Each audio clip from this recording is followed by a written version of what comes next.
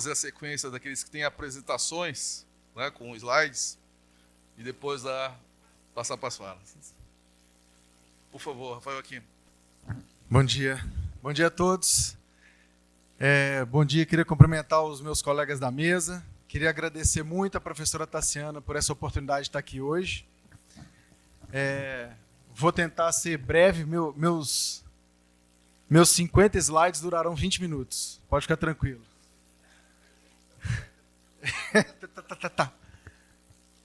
Mas vamos lá, minha ideia aqui é tentar apresentar para vocês um pouco do que a bioindústria, a bioeconomia, a biotecnologia tem de possibilidades, do que eu tenho percebido, né, na experiência que eu tenho, trabalhando há 10 anos, negociando em organismos internacionais regras de acesso e repartição de benefícios e regras de uso da sociobiodiversidade, o que a gente percebe que tem acontecido no mundo em termos da evolução da biotecnologia, das oportunidades que nós temos nessa indústria e como que o Brasil está preparado, como que o Brasil precisa se organizar para poder aproveitar essa oportunidade que está aparecendo no cenário. Eu acho que o desenvolvimento da bioindústria, da biotecnologia no mundo, favorece alguns países de maneira diferenciada, que são os países que têm capacidade de produção de biomassa sustentável, mas principalmente que têm biodiversidade, que é o caso do Brasil. E a gente, às vezes, não se dá conta que, para poder aproveitar desse ambiente de desenvolvimento tecnológico, a gente precisa ter um insumo básico que está acabando, que é a biodiversidade. Às vezes eu falo com os colegas, quando eu faço apresentação em São Paulo, em Brasília mesmo, as pessoas saem todo dia de casa, vão para o trabalho e voltam, e tudo está no mesmo lugar, o mesmo prédio, o mesmo sinal de trânsito, as ruas, está tudo lá. Mas quando você vai para a área rural é que você vê o que está acontecendo de perda de biodiversidade. Então eu sou morador do Cerrado, não sou da Amazônia. Às vezes a gente vem para a Amazônia, eu quando vejo de avião e olho para a floresta, a gente tem a impressão de que ela nunca vai acabar, de tão grande que é. Mas o fato é que no mundo ela está acabando, a biodiversidade do planeta está sumindo. Nós estamos passando por um processo que os cientistas já estão chamando de sexta extinção em massa do planeta Terra. E esse é um processo que está fazendo com que a gente perca oportunidades importantes que nós vamos precisar para poder se adaptar inclusive, para poder fazer estratégias de mitigação de impactos das mudanças climáticas. A gente precisa de diversidade biológica para poder continuar cultivando as espécies que a gente cultiva e fazer uma série de outras coisas. Então eu quero mostrar um pouco agora, pode passar por favor, entrar um pouco aqui numa perspectiva de avanço da biotecnologia nos últimos anos, nos últimos tempos. Para quem não conhece, a Lei de Moore é um princípio das ciências, das ciências ligadas à informática, né? O Gordon Moore foi um cientista, foi um cara que participou da fundação da Intel. E ele, nos anos 60, em 1965, ele disse que a previsão era de que eles pudessem avançar a tecnologia de tal forma que a capacidade de processamento de dados dos microchips seria dobrada a cada 2 anos, enquanto que o custo se manteria.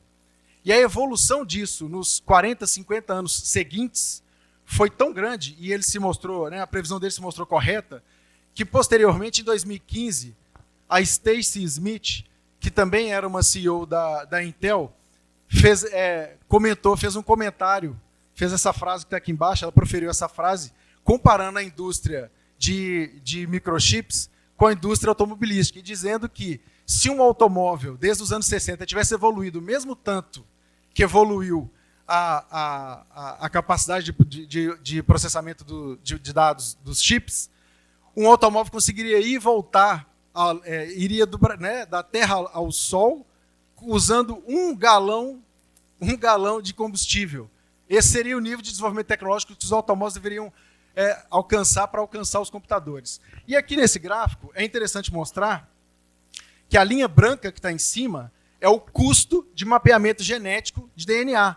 Então, que é um insumo importantíssimo para a gente fazer biotecnologia, para desenvolver novos produtos a partir da sociobiodiversidade e do patrimônio genético. E a linha vermelha é o custo de mapeamento. Então, em cima você tem a redução de custo da Lei de Moore e embaixo você tem na linha vermelha a redução de custo da biotecnologia no mundo.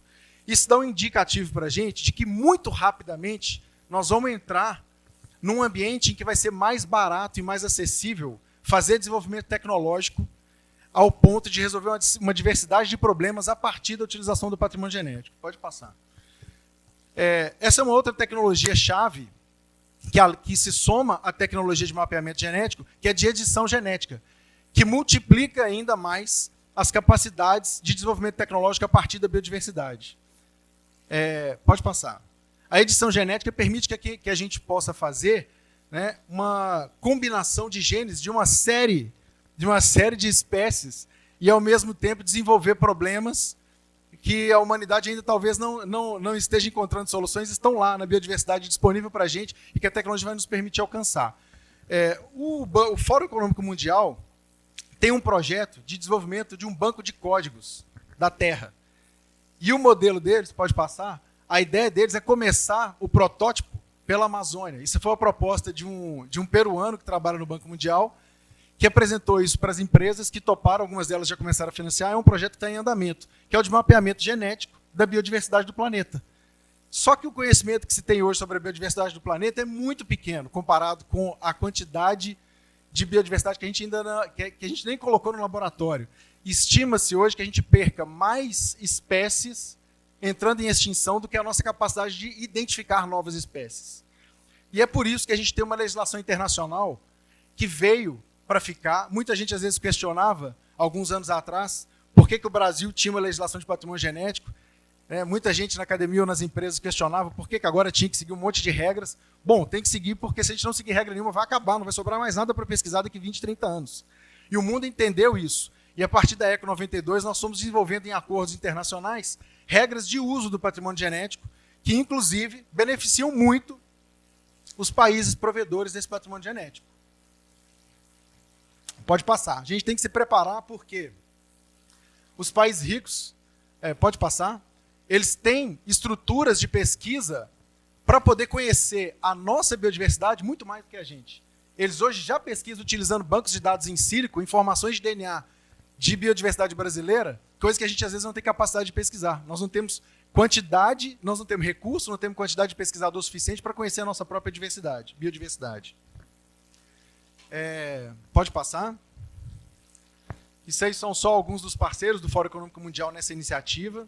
E a gente precisa estar atento a isso, porque é um conhecimento sobre uma biodiversidade que envolve também o conhecimento tradicional associado a ela.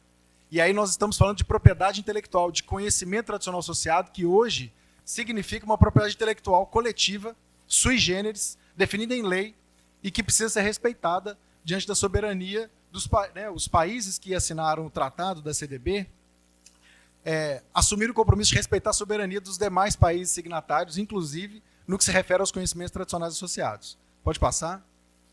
Bom, aqui eu estou trazendo um pouco de informação sobre os tipos de tecnologias que começam a convergir. Por que a biotecnologia avança tão rápido no mundo? Porque nós temos uma série de tecnologias que estão convergindo e sendo utilizadas em consórcio para desenvolver novos produtos, novos materiais e novos conhecimentos. Então, além do mapeamento genético, da edição genética, a gente tem inteligência artificial aplicada a isso, a gente tem Big Data, a gente tem biologia sintética, a gente tem uma série de outros processos tecnológicos que começam a se somar. E as startups hoje no mundo já começam a aplicar de formas diferentes essas tecnologias para desenvolver novos produtos. Pode passar.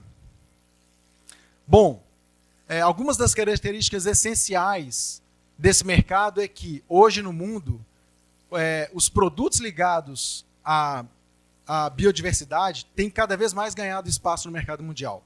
Então, a tendência de se usar produtos orgânicos, produtos naturais, produtos de origem biológica, é uma tendência crescente, é um mercado crescente. E que se mostra em alguns setores, por exemplo, o setor de fármacos. Nós temos um caso de sucesso no Brasil, que é a Natura, é uma empresa que acabou comprando seus concorrentes nos Estados Unidos, na Europa, em uma série de lugares. A Avon, que já foi 30, 40 anos atrás uma das maiores empresas de cosméticos do mundo, hoje pertence à Natura. Foi comprada pela Natura. Que soube usar bem esse movimento internacional, né, de mercado em favor de produtos ligados à natureza. O potencial de inovação muito grande a partir da combinação de novas tecnologias, uma questão de responsabilidade socioambiental cada vez maior que o consumidor exige, e isso faz com que as empresas tenham que respeitar não só o meio ambiente, mas toda a questão social relacionada ao uso do patrimônio genético, inclusive os conhecimentos tradicionais associados, e os impactos positivos na conservação da biodiversidade do planeta. Pode passar? Bom, tem uma pesquisa da USP que mapeou aí as macrotendências, para esse slide é um pouco antigo, mas a gente vê, eu não consegui encontrar a revisão do estudo para poder colocar aqui no slide, mas ela existe, e a biotecnologia, o meio ambiente, o agronegócio, alimentos, energia renovável e uso de ativos da flora brasileira estão todos lá, continuam lá. Pode passar? Bom, o uso da biodiversidade e da biomassa, a biotecnologia associada à indústria, ela tem uma série de potenciais de melhora na qualidade de vida e no desenvolvimento econômico do país. As missões que nós temos assumido internacionalmente e que o mundo entende que precisam ser cumpridas de descarbonização da economia passam pelo uso da biotecnologia. Aqui são alguns exemplos, pode passar. Redução de emissões de gases de efeito estufa, a melhoria do perfil da matriz energética, e o Brasil é um dos países que já sai na frente, porque nós temos uma matriz energética das mais limpas do mundo. Então a gente tem condição, inclusive, de aplicar esse interesse e esse conhecimento internacional junto com as instituições de pesquisa de ciência e tecnologia brasileiras para desenvolver tecnologias que estejam baseadas nas vantagens comparativas brasileiras, que é uma coisa muito diferente do que a gente vinha fazendo muitos anos atrás, que a gente sempre pesquisava em parceria com as universidades estrangeiras, com financiamento europeu, financiamento americano, mas para pesquisar aquilo que estava relacionado às vantagens comparativas e os interesses estratégicos deles. E agora nós temos a oportunidade de fazer o contrário, botar o mundo para pesquisar e nos ajudar a conhecer as nossas vantagens comparativas e desenvolver os nossos potenciais. Pode passar.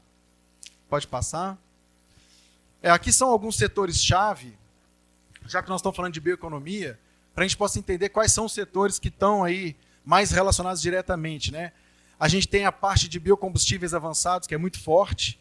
A gente tem o cuidado pessoal e da casa, cosméticos, fragrâncias, amaciantes, detergentes, produtos de limpeza em geral, saúde e nutrição, químicos, materiais, substituição de química, a química renovável. E temos uma série de processos e serviços relacionados a isso. Então, quando a gente fala de desenvolver a bioindústria, a gente tem que lembrar que, associada ao desenvolvimento de uma indústria que vai usar um patrimônio genético da floresta amazônica, vai vir uma série de laboratórios de serviços tecnológicos que vão se acoplar nisso. Então, a gente tem que trabalhar tentando construir a complexidade industrial em torno do desenvolvimento tecnológico dos produtos da floresta. Pode passar. Bom, uma das coisas que eu acho que nos motiva muito dentro do Estado brasileiro hoje ser otimista, eu sou otimista, porque eu vejo que há uma confluência de circunstâncias.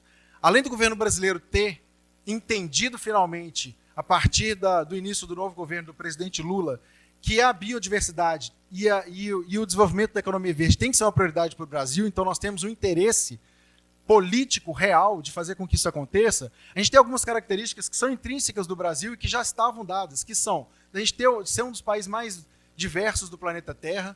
A gente é o consumidor mundial, como eu já mencionei, exige cada vez mais responsabilidade socioambiental. Nós temos documentados, conforme informações da FUNAI, mais de 305 etnias indígenas e mais de 40 denominações de povos e comunidades tradicionais que são detentores de conhecimentos essenciais sobre a nossa biodiversidade, que podem aportar uma riqueza muito grande para o desenvolvimento tecnológico.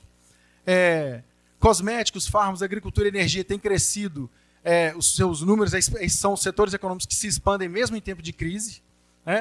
Uma intensa produção científica que nós já temos dentro do Brasil e uma matriz energética que é a mais limpa do mundo, que pode ajudar a trazer uma série de empresas para atuar dentro do território brasileiro para poder descarbonizar suas próprias operações e cumprir metas internacionais. Pode passar. Isso aqui é um exemplo, eu tinha vários slides desses, vou deixar só esse para a gente ver, que é um exemplo que deixa de forma muito clara o prejuízo que a erosão genética tem causado nas perspectivas de desenvolvimento não só tecnológico, mas de qualidade de vida no planeta Terra. Nós estamos falando aqui de espécies que são espécies utilizadas na agricultura brasileira e no mundo em geral, que de 1900 a 1983, ou seja, em um período de 80 anos, sofreu uma erosão de 75% da diversidade genética. Isso é perda de patrimônio de inovação, isso é perda de matéria base para inovação. Se eu quiser desenvolver uma variedade nova de pepino que seja resistente à seca, talvez eu pudesse fazer se eu tivesse um reservatório genético mantido. Mas com a erosão genética eu não tenho mais a possibilidade de fazer pesquisa para desenvolver novas soluções. Então é por isso que existe regulamento sobre isso, por isso que o mundo concordou em ter regras sobre isso, por isso que a gente tem uma lei no Brasil nova, a Lei 13.123, que trata desse assunto. Pode passar? E é por isso que a gente tem que falar de repartição de benefícios também. Então eu vou... Esses slides são grandes, eu vou deixar aqui, tá? Vocês podem depois passar para o pessoal, vão ficar disponíveis. Mas é importante, a partir dessa perspectiva de perda de biodiversidade, entender que toda regulamentação ela se baseia não só em fomentar a inovação, mas também garantir a conservação in situ do patrimônio genético. Porque não adianta eu ter lá aquele banco genético, onde eu guardo uma série de informações, um banco de dados em sílico, está tudo lá. Uma empresa pode usar aquele DNA mapeado geneticamente para fazer um novo produto sintetizado. Mas é muito difícil que eu possa desenvolver novas pesquisas se eu não tiver isso preservado na natureza. Porque isso envolve um ecossistema que não foi conhecido nem de perto ainda. Nós não conhecemos nem 3% da biodiversidade mundial, não está mapeada. Então, se eu perder essa biodiversidade, estou perdendo in situ. Se eu não fizer conservação in situ, e é para isso que o recurso da repartição de benefícios deve ser conduzido, né? Nós vamos perder a possibilidade de fazer inovações futuras. Pode passar. Bom, aqui esse slide eu acho muito interessante, que ele mostra também um pouco do que está acontecendo no governo federal hoje. A partir do momento em que houve uma diretriz do presidente Lula de que essa é uma agenda prioritária, os ministérios começaram a atuar. E a gente vê que esse é um tema multidisciplinar. E às vezes o Ministério do Desenvolvimento e Indústria quer resolver um problema, mas não se vê capaz de resolver. Aí o MMA quer resolver também, mas não se vê capaz de resolver. O Ministério da Saúde quer opinar. A FINEP quer contribuir. Mas é porque é um tema que envolve desde comércio exterior a desenvolvimento econômico, científico e tecnológico, conservação da biodiversidade, desenvolvimento social está relacionado de forma muito contundente e saúde pública. Então, nós vamos ter que ter um olhar holístico para esse tema. Para desenvolver políticas públicas que funcionem, nós vamos ter que trabalhar juntos. E aí isso é um papel importante que está sendo desempenhado pelo Conselho Nacional de Desenvolvimento Industrial hoje, que tem esse papel de reunir os ministérios e traçar políticas públicas coordenadas para a política industrial e dentro dela a neoindustrialização que envolve a economia verde e a bioindústria, a bioeconomia. Pode passar. E a sociobiodiversidade. Aqui são só alguns exemplos que eu gosto de mostrar para vocês. Esse aqui, todo mundo aqui conhece isso. Quando eu vou apresentar fora do Brasil, às vezes as pessoas ficam surpresas com o que a gente pode estar perdendo neste momento, que essas aqui são espécies que a gente conhece. E as que estão desaparecendo que a gente não conhece? O que poderia ter lá de riqueza para ser pesquisado e conhecido, né? Pode passar. E aqui são alguns exemplos. Muita gente, quando a gente fala da regra de repartição de benefícios, às vezes fala, mas o Fundo Nacional de Repartição de Benefícios não tem dinheiro. É um fundo que poderia contribuir muito para o desenvolvimento tecnológico, poderia ajudar a construir parques como esse aqui, mas lá não tem grana e nunca vai ter. Tem gente que fala que não vai ter, que não precisa mexer com isso. Eu acho que o que falta para ter grana nesse fundo é implementação institucional. O primeiro passo, que é ter um marco legal, foi feito.